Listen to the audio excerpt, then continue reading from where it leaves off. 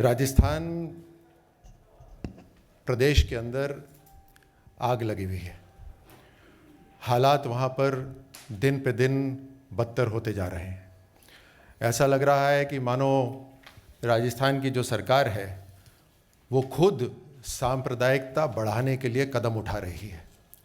ऐसा लगता है वो चाहती है कि इस तरह का माहौल बने। हमारा एक ही लक्ष्य रहता है कि सबका साथ हो और सबका विकास हो, लेकिन एक अपोजिशन पार्टी होने के नाते राजस्थान के अंदर अगर हम तुष्टीकरण को देखते हैं तो हम चुप नहीं रह सकते। अगर हम राजस्थान को जलता हुआ देख रहे हैं तो हम चुप नहीं रह सकते। और अगर ज़रूरत पड़ती है तो राजस्थान नहीं, बात दिल्ली में आकर दिल्ली की पूरी राष्ट्र की मीडिया के साथ करने की ज़रूरत पड़े तो आज वो भी आपके साथ करने के लिए आए हैं। और अचंभा नहीं होता अगर राजस्थान की कांग्रेस सरकार की इस तरह की सोच है, क्योंकि ये वही कांग्रेस पार्टी है जिसने हिंदू आतंकी शब्द दिया। पूरे देश के अंदर हम हमेशा कहते थे कि आतंकियों का कोई धर्म नहीं होता, लेकिन हिंदू आतंकी शब्द ही कांग्रेस पार्टी ने दिया। ये वही कांग्रेस की पार्टी है, इनकी विचारधारा वही है जिन्होंने सुप्रीम कोर्ट के अंदर एक हलफनामा दिया, एक एफिडेविट दिया कि राम, सीता, हनुमान एक काल्पनिक पात्र है। ये वही कांग्रेस पार्टी है, तो अचंभा नहीं होता किस तरह से ये तुष्टीकरण कर रहे हैं। 1966 के अंदर इंदिरा गांधी ने नागा साधुओं के ऊपर जो गौ हत्या के खिलाफ आंदोलन कर रहे थे उन पर गोलियां चलाई। तो बिल्कुल अचंभा नहीं होता कि राजस्थान सरकार आज तुष्टीकरण कर रही है। जहाँ जहाँ धर्म यात्रा निकल रही है हिंदुओं की, चाहे कोटा हो, बीकानेर हो या फिर अजमेर हो, वहाँ पे धारा 144 लगाई जा रही है। यानी पहले से ये सोचा जा रहा है, माना जा रहा है कि हिंदू तो कम्युनल है, हिंदू सांप्रदायिकता बढ़ाएगा, इस तरह का माहौल बनाया जा रहा है। और उसी के साथ साथ एक धर्म विशेष के लिए कानून निकाला जा रहा है कि यहाँ पर किसी भी हालत में बिजली की कटौती नहीं की जाएगी। ये दोनों की दोनों फर्क आप साथ देखिए। यही बात रखने के लिए आज प्रदेश के अध्यक्ष सतीश पूनिया जी यहाँ पर आए हैं। राजेंद्र राठौड़ जी और भजन लाल जी, रामलाल जी ये उस टीम में शामिल थे जो करौली गए। करौली के अंदर जो पूरा हंगामा हुआ उसका पूरा विस्तार से आपके सामने बात रखेंगे। राजस्थान के इतिहास में इस तरीके की नकारा, अकर्मण्य, भ्रष्ट, अराजक सरकार मैंने अपने जीवन में नहीं देखी। मैं 90 से राजनीति में हूँ। सरकार इनकी भी रही है। और जिस तरीके से राजस्थान में मुद्दों के तौर पर एक बड़ा मुद्दा किसानों के बीच में कर्जा माफ़ी का आता है, जिसकी खुद वायदा किया था राहुल गांधी जी ने, और कहा था कि चाहे सूरज उगे न उगे, चंद्रमा गायब हो जाए, 10 तक गिनती गिनूंगा और कर्जा माफ़ हो जाएगा। दूसरा बड़ा मसला बेरोजगारी का है। 32.3% से भी ज़्यादा बेरोजगारी राजस्थान में है। 70 लाख बच्चों ने परीक्षा दी और रीट में चीट की गूंज आप लोगों तक पहुंची होगी। उस पर भी हम लोग सीबीआई की डिमांड कर रहे हैं और सरकार उस पर पीछे हट रही है। चौथा एक बड़ा मसला है करप्शन का, भ्रष्टाचार का। ये अनूठी सरकार है जिसमें भ्रष्टाचार का मेन्यू कार्ड बन गया। जैसे रेस्टोरेंट में अलग अलग डिशेस की रेट्स होती हैं, वैसे रेवेन्यू डिपार्टमेंट की अलग है, लोकल बॉडीज़ की अलग है, पुलिस की अलग है। इसको एसीबी के अधिकारी एडमिट करते हैं कि जी हाँ, कुछ इस तरीके का नज़ारा राजस्थान में है। लेकिन जो सबसे बड़ी बात राजस्थान के बारे में लागू होती है, राजस्थान के बारे में आप सब लोग जानते हैं, पीसफुल स्टेट है। लोग वहाँ पर्यटन के लिए, रिहाइश के लिए, नौकरी के लिए, व्यापार के लिए आते थे। लेकिन राजस्थान की अर्थव्यवस्था पर यदि सीधे सीधे चोट पहुंचती है तो वो एक पक्ष है कानून व्यवस्था का। और जब कानून व्यवस्था गड़बड़ होती है तो इनमें से कोई नहीं आता है। पर्यटकों की संख्या भी कम होती है, निवेशकों की संख्या भी कम होती है। और उसका ताज़ा तरीन उदाहरण है कि पिछले 3 सालों में 7 लाख के करीब 7 लाख FIR ये पहली बार राजस्थान में दर्ज हुई है। और केवल इतना नहीं, इन 7 लाख मुकदमों में पिछले 21 से लेकर 22 तक का जो आंकड़ा है उसमें वो सब चीज़ें शामिल हैं जिसमें मॉब लिंचिंग भी है, जिसमें कम्युनल राइट्स भी हैं, और ख़ास तौर पर महिलाओं के मामलों में 1 साल का आंकड़ा है 6337, जो सिर्फ गैंगरेप, दुष्कर्म, उत्पीड़न की घटनाएं हैं। इस तरीके से जो प्रियंका गांधी जी कहती थी लड़की हूँ लड़ सकती हूँ, ऐसा लगता है कि उन्होंने राजस्थान की बच्चियों को, मातृशक्ति और महिलाओं को इसी तरीके से बेबस और लाचार इतना कर दिया कि कोई पीड़िता एम्बुलेंस कर्मी से रोटी मांगती है तो उसकी अस्मत ले ली जाती है, कहीं कोई सुरक्षित नहीं है। और इसमें जो अब यक्ष प्रश्न है जिसके लिए हम सब लोग आपके बीच में आए हैं, राजस्थान की इस शांति को किसी ने खत्म किया तो उसके दोषी अशोक गहलोत जी हैं। और अशोक गहलोत जी की जो अपीजमेंट की पॉलिसी है, साफ नज़र आता है कि उन्होंने खुद ने एक ऐसा पक्ष खड़ा कर दिया बहुसंख्यक और अल्पसंख्यक के नाम से। उनका पिछले 3 वर्षों का ट्रैक देखेंगे तो बहुसंख्यक अपने आप को त्यौहार मनाने में भी हिचकते हैं, डर लगता है उनको। और इसके अनेकों ताज़ा तरीन उदाहरण हैं। वो कश्मीर फाइल्स को देखने पर बैन करने के लिए 144 लगाते हैं, डिस्करेज करने के लिए। हिंदुओं के जितने त्यौहार हैं उनके लिए अभी लेटेस्ट अजमेर की रिपोर्ट आपने देखी होगी कि ऑर्डर किया 144 का, और उसमें ये कहा कि कोई प्रतीक चिन्ह का उपयोग नहीं कर सकेगा, कोई अपने धार्मिक चिन्ह का कोई नारा नहीं लगा सकेगा।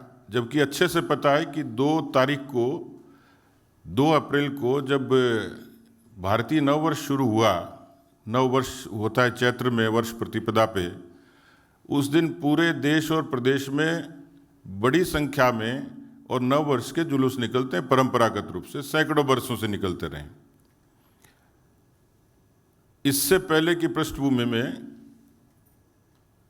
पीएफआई ने एक रैली की परमिशन मांगी कोटा के अंदर, उसको परमिशन दी गई बाकायदा। वहां बड़ी संख्या में लोग इकट्ठे हुए, हाँ, लाठी और हथियारों से लैस वो लोग थे। वहां जो नारे लगे, जिस तरीके से अल्लाह अकबर से लेके तमाम किस्म के नारे जो विभाजक हो सकते हैं, इस तरीके के नारे लगे। बीकानेर में इसी तरीके से जुलूस पर पाबंदी लगी, भीलवाड़ा पर लगी, और इसी तरीके से 144 को इम्पोज किया जगह जगह उन जुलूस को डिस्करेज करने के लिए।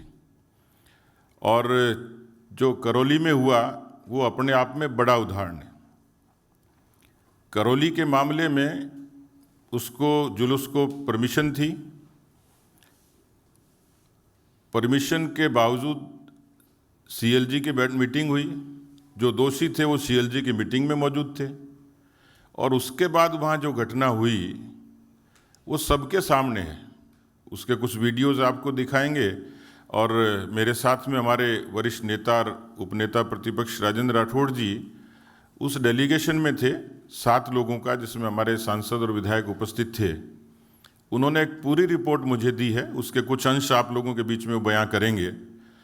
लेकिन प्रश्न ये है कि राजस्थान में जिस तरीके से अशोक गहलोत जी ने अपीजमेंट का काम किया है, पीएफआई को खुश करने का काम किया है, सो कॉल्ड माइनॉरिटी को राजी करने के लिए वोट बैंक की पॉलिटिक्स की है, उससे राजस्थान में ऐसा लगता है कि तालिबान का शासन है। क्योंकि इस तरीके से बर्बरता, इस तरीके से आतंक, इस तरीके से भय और खौफ का माहौल हमने कभी नहीं देखा। मैं मानता हूं कि वो राजनीति करते हैं, जादूगर हैं, प्रतिशोध की राजनीति करते हैं, लेकिन इस तरीके से राजस्थान के उन लोगों के सीधे सीधे मानव अधिकारों पर भी चोट करते हैं। क्या हिंदुओं के ह्यूमन राइट्स नहीं हैं? क्या वो पिटने के लिए हैं, मुकदमे के लिए हैं? और अभी भी बात वो शांति और सद्भाव की करते हैं। लेकिन अफसोस होता है कि इस घटना के बाद मुख्यमंत्री ये बयान करते हैं कि देश के प्रधानमंत्री नरेंद्र मोदी जी को हिंसा को रोकने के लिए आगे आना चाहिए। भाई, आप प्रदेश के मुख्यमंत्री हो, गृह मंत्री भी हो, आपकी नैतिक जिम्मेवारी भी है, पुलिस आपके अंतर्गत आती है। मोदी जी राजस्थान में आपकी सरकार चलाने के लिए आएंगे। मैं ये मानता हूँ कि ये एडमिट उन्होंने कर लिया कि भविष्य में अशोक जी का कोई रोल रहेगा नहीं, और जो कुछ करेंगे मोदी जी करेंगे गवर्नेंस के लिए। लेकिन इस तरीके से श्रीमान पार्टी के राष्ट्रीय अध्यक्ष जेपी नड्डा जी एक निजी कार्यक्रम में सवाई माधोपुर आए। उसी दिन की घटना है। जेपी नड्डा जी का इस पूरी घटना से कोई रिलेवेंस नहीं था, लेकिन राजस्थान का मुख्यमंत्री क्या कहता है कि जेपी नड्डा आए और दंगा भड़काकर चले गए। मैं मानता हूं कि इतना मानसिक असंतुलन किसी अविवेकशील व्यक्ति में ही हो सकता है जो अपनी कुर्सी के पाए को खिसकते हुए देखकर इस तरीके की बयानबाजी करता है। राजस्थान की पुलिस को कांग्रेस पार्टी के अपने लोगों की जासूसी के लिए बखूब इस्तेमाल किया है और इसमें बहुत अरसे पहले की घटना सब आपके सामने, किस तरीके से अपने ही उप मुख्यमंत्री और पीसीसी के चीफ के खिलाफ राजद्रोह का मुकदमा इन्हीं की सरपरस्ती में होता है। राजस्थान में फ़ोन टैपिंग, इसकी चर्चा आम है। तो पुलिस को जन सुरक्षा की बजाय अपनी कुर्सी की सुरक्षा के लिए अशोक गहलोत जी ने डिप्लॉय किया हुआ है, डेप्यूट किया हुआ है। और इसलिए हमारा सीधा सीधा आरोप है कि इसकी पूरे प्रकरण की न्यायिक जांच होनी चाहिए। निर्दोषों को जिस तरीके से टारगेट करके और उस पे उनको पुलिस का दबाव देकर जिस तरीके से उनको हतोत्साहित करने की कोशिश हुई है, उस पर हमारा ऐतराज़ है। हमारे करौली के पूर्व चेयरमैन राजाराम हैं, उनके खिलाफ उन्होंने लगातार, पुलिस ने एक आतंकवादी जैसा व्यवहार करके पुलिस उनके पीछे लगी। ऐसे इस तरीके के बहुत सारे लोग हैं, सैकड़ों लोगों पर। तो मुझे लगता है कि इतना बड़ा मसला था कि जो आप लोगों के समक्ष आना चाहिए था और देश के लोगों को भी इसके बारे में ठीक से जानना चाहिए था। किस तरीके से लगभग अब 2 प्रदेशों में बचे और उसमें भी जिस तरीके से राजस्थान की सरकार तुष्टीकरण कर रही है, वो हम सब के लिए चिंता भी है। हम अपने राजनीतिक तौर पर उसको जिस भी तरीके से काउंटर करेंगे, पार्टी उसकी रणनीति कर ही रही है, लेकिन आपके ज़रिए आम लोगों तक हमारी भावना पहुँचे, इतना निवेदन था। और मैं आदरणीय राठौड़ साहब से निवेदन करूँगा, क्योंकि वो उस कमेटी का हिस्सा थे और पूरी अच्छे तरीके से इन्होंने पूरी फाइंडिंग्स की हैं, वो अपनी बात आपके बीच में रखेंगे।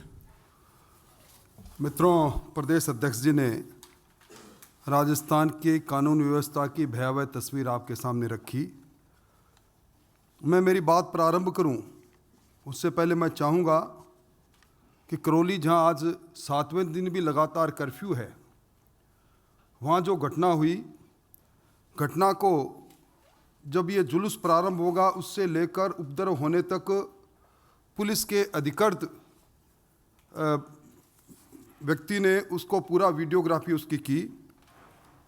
उस वीडियो के कुछ अंश, जो अंश मेरे नहीं, पुलिस के अधिकृत व्यक्ति कांस्टेबल के द्वारा, एक एसआई के द्वारा बनाई गई थी, सुमेर प्रचार कांस्टेबल नंबर 355 और एक सब इंस्पेक्टर। मैं चाहूँगा कि मैं मेरी बात प्रारंभ करूँ, उससे पहले चंद मिनट का वो वीडियो है, उस पर आप एक निगाह डालें ताकि आपके सामने सारी तस्वीर सामने आ जाए।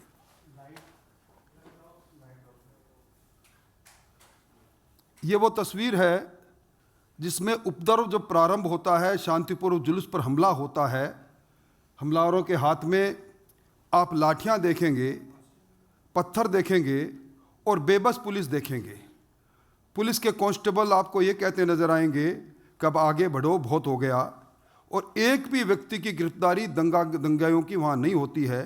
पुलिस का पूरा जाब्ता इस पूरे जुलूस के साथ चलता है। जुलूस में मुश्किल से 400-500 लोग हैं और इस जुलूस की, शांतिपूर्ण जुलूस की पहले अनुमति ली जाती है।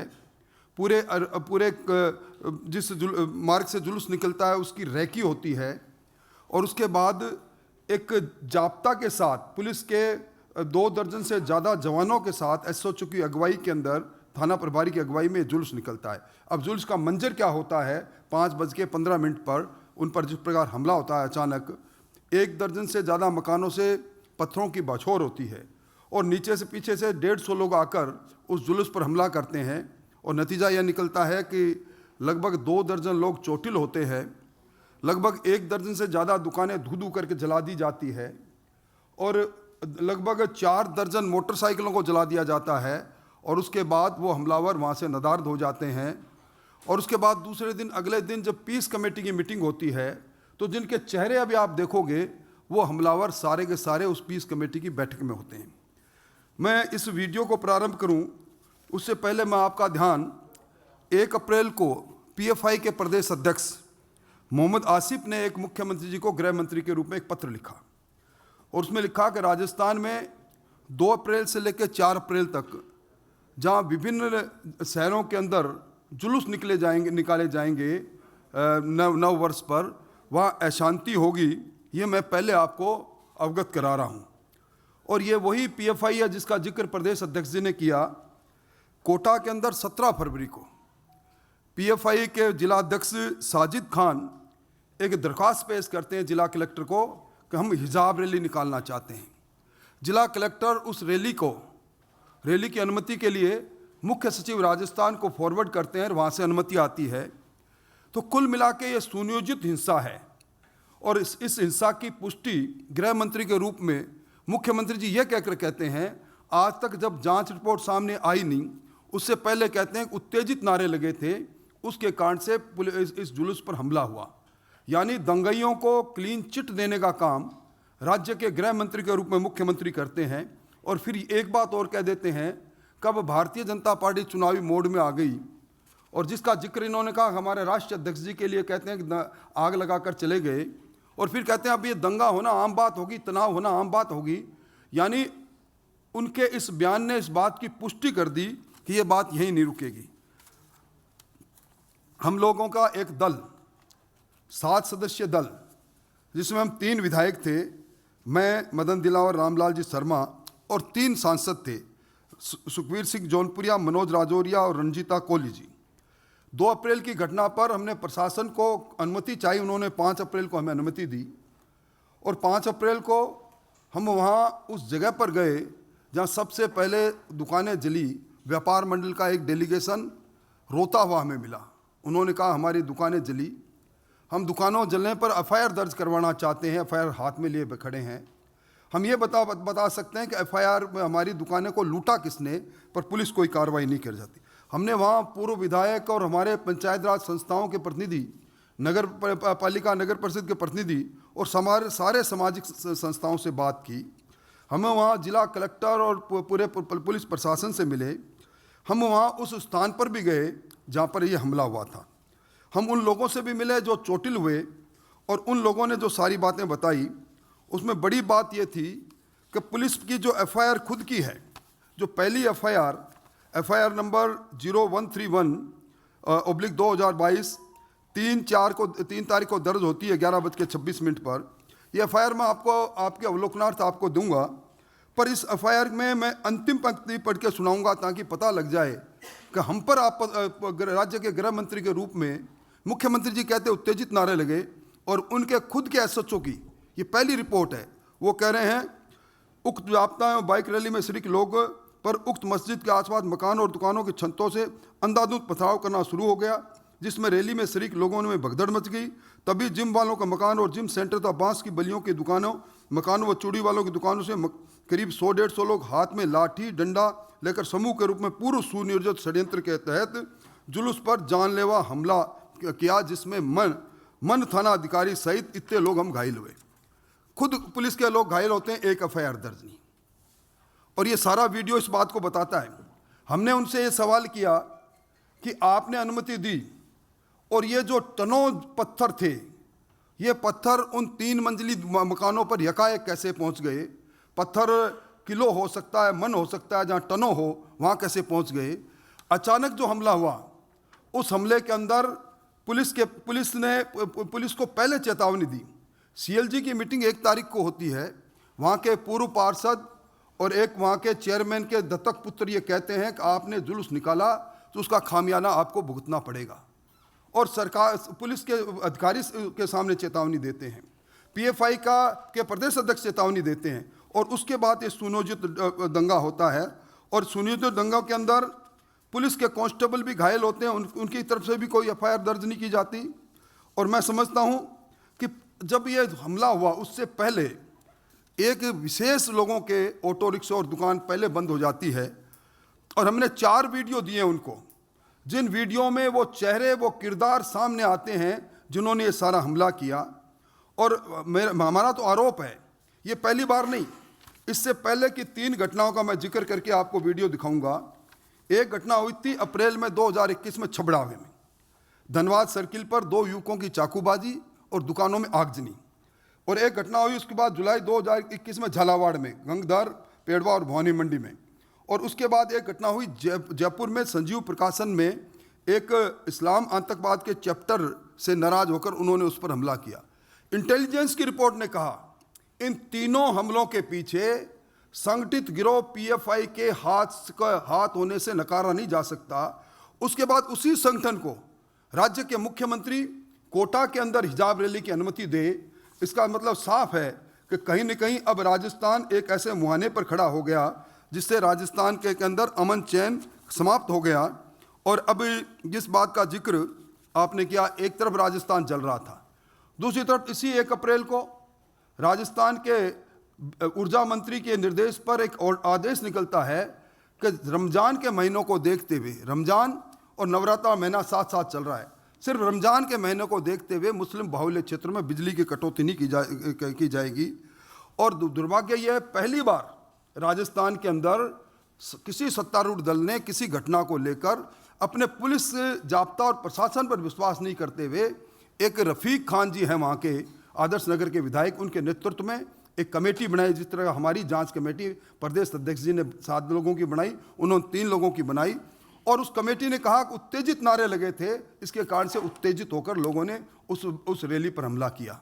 हमने उन्होंने कहा, जबकि ये पूरी एफआईआर में कहीं ये नहीं बात की, जो एफआईआर उस समय तत्कालीन घटना घटित होने के साथ ही उस एसएचओ ने दर्ज की, इसमें कहीं कुछ नहीं लिखा कि उत्तेजित नारे लगे। और मैं समझता हूं कि इतने दिन व्यतीत हो जाने के पश्चात भी बेगुनाहों की गिरफ्तारी जारी है। इस अपराध के अंदर भी सामाजिक संतुलन बनाने की बात पुलिस कर रही है, जिसका जिक्र भी प्रदेश अध्यक्ष जी ने कहा, हमारे पूर्व चेयरमैन राजाराम जी का। उस तरह के दर्जनों लोग हैं जिनको लाकर पुलिस ने 4 दिनों से गिरफ्तार कर रखा है। मैं समझता हूं इन सारी बातों से, और हमने जो वीडियो दी, हमने उनको 2 बातें कही, एक तो आपका अधिकृत वीडियो पुलिस का, और एक जो हम वीडियो दे रहे हैं, 4 वीडियो मैंने अलग अलग दिए, उसमें से 1-2 वीडियो का अंश आपको दिखाएंगे। इन वीडियो के आधार पर आप चेहरे पहचान लो, और अगर आप ये बता दें कि रैली पर चलते हुए किसी भी आदमी के हाथ में कोई हथियार है या कोई बात है, तो हम आपकी बात मानने को तैयार हैं। ये सारी बातें वहाँ दौड़ कर पीछा करते करते पीटा गया। पुलिस ने आंसू गैस के गोले नहीं चलाई, पुलिस ने ड्रोन से पहले सर्वे नहीं कराया, पुलिस ने तो तमाम इंतजाम किए जाने थे उनको उनके सामने जब सीएलजी की मीटिंग में चेतावनी दी और पीएफआई के प्रदेश अध्यक्ष ने चेतावनी दी, उसके बाद कोई कार्रवाई नहीं। ये सारी बातें इस चीज़ को बयां करते हैं कि वोट की राजनीति और तुष्टीकरण की राजनीति पर हमारे मुख्यमंत्री जी इस कदर सवार हुए हैं कि राजस्थान का अमन चैन समाप्त हो गया। मैं दर्जनों घटनाएं जिनका जिक्र कर सकता हूं, पर मैं जिक्र करके समय आपका व्यतीत नहीं करना चाहता। मालपुरा के अंदर जो वहाँ के लोगों ने लिखित में प्रशासन को दिया, हम अब पलायन को मजबूर है क्योंकि यहाँ के हालात इस तरह के हैं। ये घटनाओं का सीरीज है। राजस्थान सांप्रदायिक सद्भाव का प्रतीक प्रदेश रहा। आज राजस्थान के अंदर सांप्रदायिक सद्भाव को तार तार करने का काम राजस्थान की सरकार कर रही है, और मैं समझता हूँ राजस्थान जलेगा। इस आशंका के साथ आज हम आपके रूबरू होने के लिए आए हैं। आपने बात सुनी, उसके लिए बहुत बहुत धन्यवाद। इसी प्रकार की घटना, इससे ज़्यादा पुलिस के कांस्टेबल, चूँकि ये रैली अनुमति से निकली थी, इसलिए उनके पास ये है। हमने प्रशासन को कहा कि आप अपने अधिकृत वीडियो के आधार पर मुलजमान को पहचानें, परंतु हमारे मुख्यमंत्री जी ने ऐसी क्लीन चिट दे दी गृह मंत्री के रूप में कि आज हम लोग आप लोगों के माध्यम से असलियत जनता के बीच में जाए, ये कहने के लिए यहाँ उपस्थित हुए हैं। किसी के सवाल इसी विषय पर, राजस्थान के विषय पर, करौली के विषय पर होंगे तो केवल आज उसी विषय पर सवाल होंगे।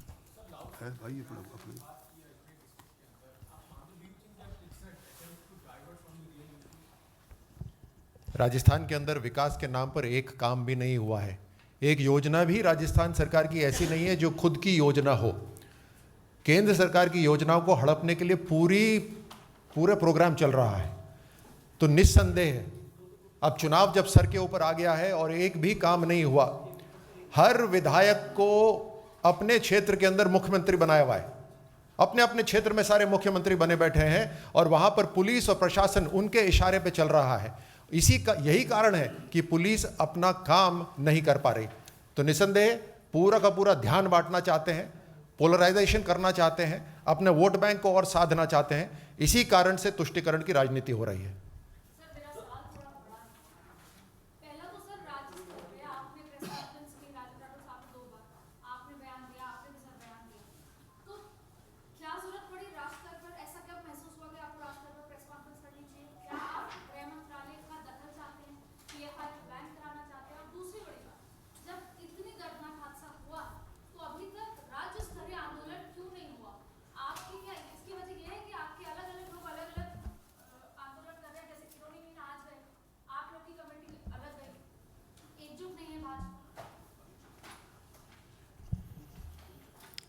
जब तक पूरी चीज़ें सामने नहीं आती तब तो वो आंदोलन की शक्ल लेती नहीं है। और इसमें कमेटी ने रिपोर्ट दी और हम लोग अभी गवर्नर से इसमें मिलने वाले हैं, उनकी दखल की भी मांग करेंगे और केंद्रीय गृह मंत्री जी को भी इस वस्तुस्थिति से अवगत कराएंगे। उसमें जितने जो दूसरे आनुषंगिक संगठन हैं उन्होंने भी इस मुद्दे को टेकअप किया है। अपनी मर्यादा में जहां हमें ज़रूरत लगेगी हम करेंगे। किरोड़ी जी पार्टी के कहने से निर्देश के बाद ही गए, सांसदों की बैठक के बाद में, क्योंकि कुछ स्पेसिफिक इन्फॉर्मेशन उनके पास भी थी और इस लिहाज से कुछ मामलों में वो अपनी तरफ से भी उसमें काम करेंगे। देखिए, इसके अंदर मैं एक बात ऐड करना चाह रहा था। जब सैया भये कोतवाल तो फिर डर काहे का, जो दंगई के चेहरे इन वीडियो में आए वो दूसरे दिन पीस कमेटी में बैठते हैं, मकसूद अहमद, मतलूब और अंचू। और उसके बाद जब हम दबाव देते हैं तो हमारे को ये कहते हैं कि अब ये हम मिल नहीं रहे। जब इस प्रकार गुनाह करने वाले हमारे एसपी साहब के पास में बगल में बैठकर और पीस कमेटी का हिस्सा बनेंगे, सीएलजी का हिस्सा बनेगा, तो फिर इसलिए हमें न्याय की उम्मीद उनसे नहीं है। इसलिए हमने मांग की पूरे मामले की न्यायिक जांच होनी चाहिए। दो बातें आपने जो अदिति प्रश्न करा उसकी दो बातें मैं बताता हूं। सबसे पहले तो जो राजस्थान के अंदर मुख्य मुद्दे हैं उसे पार्टी उठाती है, लेकिन जो लोकल इश्यूज हैं उसे नज़रअंदाज नहीं करा जा सकता। वो भी पार्टी अपने आदेश से ही जो भी वहाँ चाहे सांसद हो या विधायक उनको उठाते रहेंगे। दूसरी बात है कि इस जो करौली में हिंसा हुई उसकी पूर्व जानकारी राजस्थान सरकार को थी। ये मामूली तैयारी नहीं थी, ये कोई एक दो तगारी पत्थर नहीं थे, ये टन भर के पत्थर थे जो छतों पे रखे गए। आपने वो सड़कें देखी, इतनी संकरी सड़कों के ऊपर जब इतने सारे पत्थर आते हैं तो पूरी तैयारी है। ये तैयारी होने के बावजूद जब वहाँ से जुलूस निकलना था, शांतिपूर्वक जुलूस, जैसे कि पहली एफआईआर जो हुई है जो पुलिस ने कराई है उसमें लिखा हुआ है कि शांतिपूर्वक जुलूस निकल रहा था, तो ऐसे के अंदर पुलिस ने वो रास्ता दूसरा क्यों नहीं दिया? वो चाहते थे राज्य सरकार की ये हिंसा हो, और यही हम आप तक लाने की कोशिश कर रहे हैं कि इशारा वो भाजपा की तरफ कर रहे हैं, लेकिन पूरी तरह से गहलोत सरकार इसके लिए जिम्मेदार है। Mohit 1 second, one at a time. Mohit Bhatt ji. Sir, from past 2 to 3 days, we have seen the Times now has been showing various videos which have clearly shown the collusion and connivance of local police and the administration with the rioters. Now, it's been almost 6 to 7 days. Maktoum Alam is still absconding. We tried to confront Avinash Pandey, we tried to confront Sachin Pilot, but they are not coming out with answer. Instead, they are clearly saying, Ashok Gehlot earlier has said that it's the Prime Minister who needs to condemn. But where exactly is Maktoum Alam? Where exactly are the other conspirators? They are not answering on this. How do you see this? When the Rajasthan government is completely in connivance with those who created this rioting, then how do we expect these people to be identified and arrested? I am certain that the police and the administration knows the whereabouts of all the persons named by you or by Rajendra Rathore Sahab. Police knows, and yet they have not been able to arrest them or progress the investigation any further.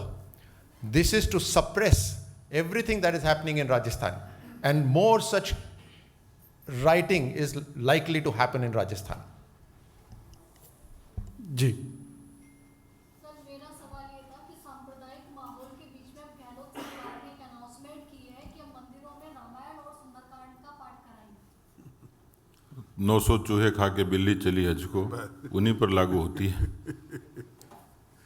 Ji sir, Rajasthan में कांग्रेस की सरकार है जो जिसका आप बोल रहे हैं कि वो लोग कम्युनिकेशन क्रिएट कर रहे हैं, तो राहुल गांधी शरद यादव से मिलकर बोलते हैं कि मैं एग्री करता हूं देश में जो है हेटनेस स्प्रेड की जा रही है और हम लोग को एक साथ होकर इसको रोकना होगा। तो आप जो ब्लेम गेम चल रहा है उस पर क्या बोलना चाहेंगे? राहुल गांधी आप लोग मतलब बीजेपी ब्लेम कर रहे हैं कि सरकार जो है वो हेटनेस क्रिएट कर रही है। हम ब्लेम नहीं कर रहे, हम आपको सबूत दिखा रहे हैं। सबूत आपके सामने, आपने उसको सुना भी, आपने सबूत को देखा भी। इससे स्पष्ट है कि ये ब्लेम गेम कहाँ से हो रहा है, किस कारण से लोगों का, चाहे राजस्थान हो चाहे दूसरा प्रदेश हो, लोगों का ध्यान बटाने की कोशिश हो रही है। सत्य आपके सामने है और सत्य की जीत होगी। सर,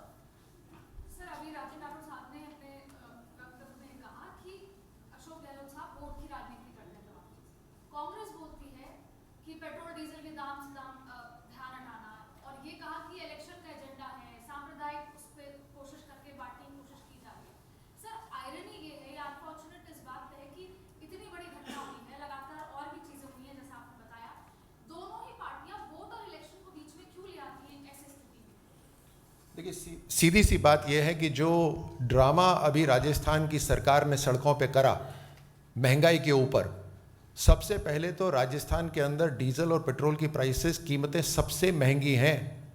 वो अपना वैट क्यों नहीं कम करते? सड़कों पे उतरने की राजस्थान सरकार को क्या ज़रूरत है? गहलोत साहब अपने एक पेन के शाही से वो महंगाई को कम कर सकते हैं, उसके लिए केंद्र सरकार को ब्लेम करने की ज़रूरत नहीं है। ये केवल राजनीतिकरण है, ये तुष्टिकरण है, ये मुद्दों को लोगों के बीच में उठाना है। और यही मैं आपको बता रहा हूँ कि जागरूकता आपके माध्यम से हम पूरे देश तक पहुँचाना चाहते हैं कि किस तरह से पोलराइजेशन हो रहा है। आप फ़र्क देखिए, अभी राजेंद्र साहब ने, सतीश पुनिया साहब ने क्लियरली बताया कि किस तरह से दो त्योहार और दोनों में उनका जो रवैया है वो बिल्कुल अलग, पोल्स अपार्ट। एक तरफ रमज़ान हो रहा है, दूसरा तरफ हिंदू त्योहार हो रहा है, लेकिन जहाँ जहाँ हिंदू रैलीज निकल रही है वहाँ धारा 144 लगाई जा रही है। बिना किसी हिंसा के धारा 144 एडवांस में लगाई जा रही है, और जहाँ की जानकारी उनको थी वहाँ पर उन्होंने इसे रोकने के लिए, रास्ता बदलने के लिए, सुरक्षा के लिए कुछ नहीं करा। देखिए, अभी आपने महंगाई की बात की। एक सेकंड, करौली हिंसा पर और राजस्थान में जो घटित हुआ है हिंदू विरोधी हिंसा पर, इस पर किसी का और कोई सवाल हो तो जी। क्या आप नेशनल स्तर पे ये मांग करते हैं कि राहुल गांधी को इंटरवीन करना चाहिए, क्योंकि वो लखीमपुर में हिंसा होती है, राहुल गांधी प्रियंका जाते हैं, बाकी बीजेपी शासित राज्यों में अगर हिंसा होती है तो वहाँ पे दौरा किया जाता है, लेकिन राजस्थान में कोई कांग्रेस ने नहीं किया अगर नेशनल स्तर पे। दूसरी चीज, क्या अशोक गहलोत के इस्तीफे की मांग करती है बीजेपी? हमें राहुल गांधी और प्रियंका गांधी से कोई अपेक्षा नहीं है, वो नहीं कर सकते। हमें कांग्रेस से भी कोई अपेक्षा नहीं है, वो नहीं कर सकते। अब जो करेंगे वो जनता ही करेगी। जिस इस हिंसा में अगर राज्य के गृह मंत्री, जो मुख्यमंत्री भी हैं, वो ये कहें, सब कुछ जानने के बावजूद ये कहें कि वहां पर जय श्री राम का नारा लगा इसलिए हिंसा हुई, तो क्या जय श्री राम का नारा लगाना गलत है? क्या जय श्री राम का नारा लगाना गैर कानूनी है? पुलिस की एफआईआर में स्पष्ट लिखा हुआ है कि शांतिपूर्वक ये पूरी रैली निकल रही थी। तो ये पूरी तरह से अब जो होगा वो जनता करेगी, लेकिन हम देश के नागरिकों तक आपके माध्यम से अपनी बात पहुंचाना चाहते हैं। हम राजस्थान के कोने कोने तक आपके माध्यम से अपनी बात पहुंचाना चाहते हैं, और केंद्र सरकार को प्रदेश अध्यक्ष जी मिलकर इस बात की पूरी सूचना देंगे। कि आज के लिए केवल राजस्थान और करौली की घटना पर प्लीज राजस्थान का ही सवाल है मेरा कि राजस्थान की जो सिचुएशन है वो देखते हुए वहाँ की अशोक गहलोत सरकार डिसमिस करने की मांग बीजेपी करने वाली है या नहीं? जनता अपने आप कर देगी डिसमिस, इसकी चिंता ही नहीं है हमें कोई।